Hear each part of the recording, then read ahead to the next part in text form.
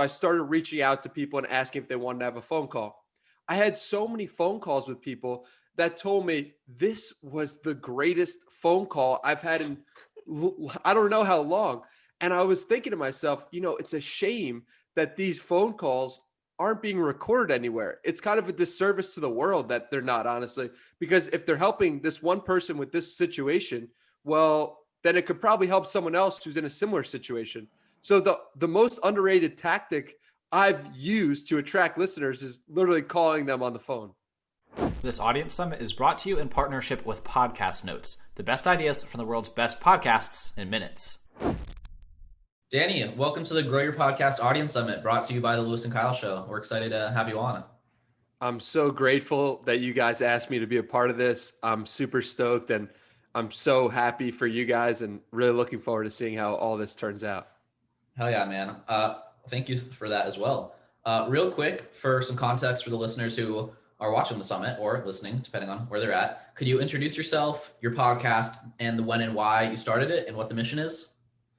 Yeah, so my name is Danny Miranda, obviously.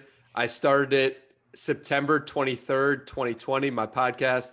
And the mission is just to talk to cool, interesting people who are aligned with me. And that goes very far and goes very wide. And I figure that me as a person is going to change over the next 10 years, but the name Danny Miranda is not going to change. So that's kind of why I chose the Danny Miranda podcast. I'm planning on doing this for a long time. I'm planning on talking to cool people and having great conversations for a long time. So yeah, that's a little bit about myself. Great. Thanks for that. First question, and I think you are probably the newest podcast in the summit, so it's cool to hear your perspective, especially. But what has been the most effective marketing channel for growing your podcast audience, and how have you used it? Yeah, so it's got to be Twitter for me. Twitter is the platform that I enjoy using the most. It's the platform that presents to me the most joy, and I get to interact with people, and I get to read people's thoughts, and I get to learn about them in a different way than Instagram maybe or YouTube. I feel like Twitter's the most personal for some reason, almost like it's reading someone's journal entries or diary. So yeah, I'm really big on Twitter, but I also understand people prefer TikTok or Instagram. It's really about, to me, figuring out the platform that you enjoy using the most as a consumer and the platform you enjoy producing content for the most. And so Twitter's been that way for me, and Twitter's been the most effective at bringing people in and getting them to listen to the show. Yeah, that reminds me of something that they talk about a lot on Bigger Pockets. And it's like, you want to build a bridge, right? And you want that bridge to get to the other side. And most people are building all the bridges at the same time. So really TikTok, Twitter, like everything all at once. And they never get that one thing to go all the way. And I think that's what you're doing with Twitter. So that's great. Yeah. And it's crazy because so many people have come up to me and told me, hey, you should start an Instagram page. You should do TikTok. And I'm like, I only got so many hours in the day. So like really dialing in on one thing has been the key for me. Yeah, I think that's something that we're guilty of too. So, it's good to hear that. The next question for you and for everybody that is participating in our summit is, what are some underrated tactics that you've used to attract listeners to your show? Yeah, so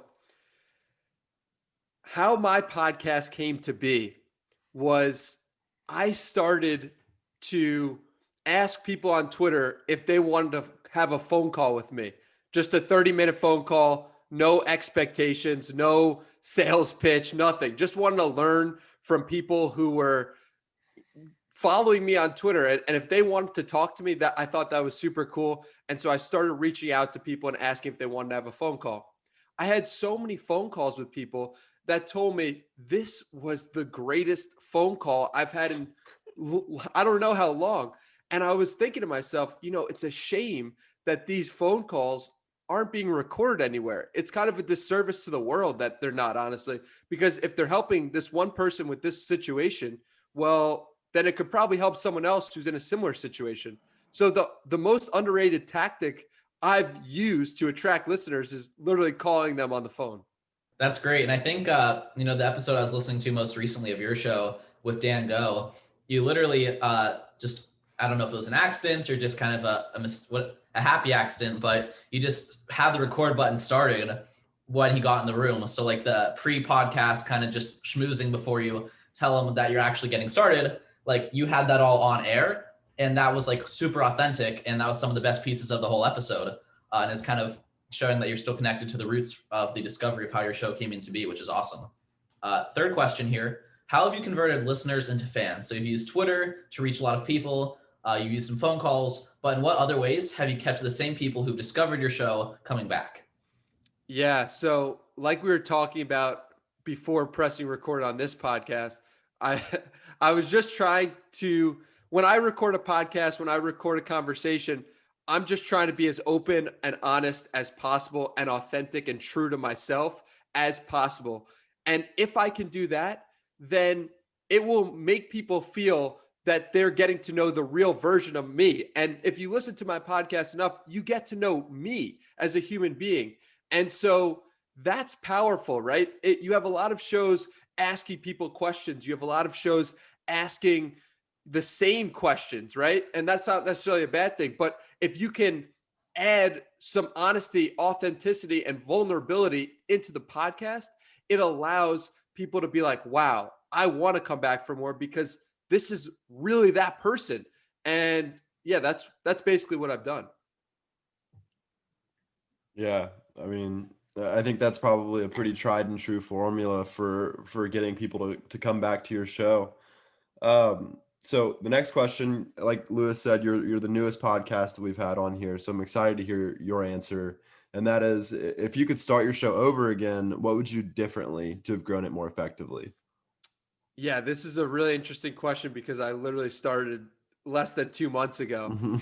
Um, so I was having trouble coming up with answers for this when I was thinking about it. But one thing that I would say I would have done a better job, and I probably should be doing a better job at promoting my show with clips and shortened clips. And I don't do that nearly enough.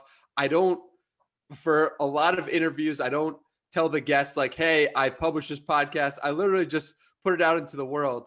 And one of the reasons that is because I feel as if good content will rise to the top. But the truth is you have to let people know.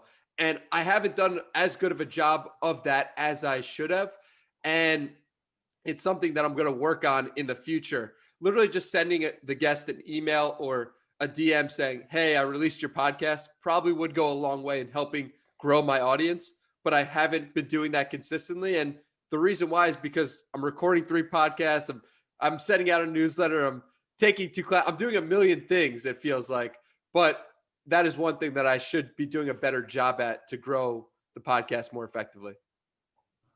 That's great. Last question here.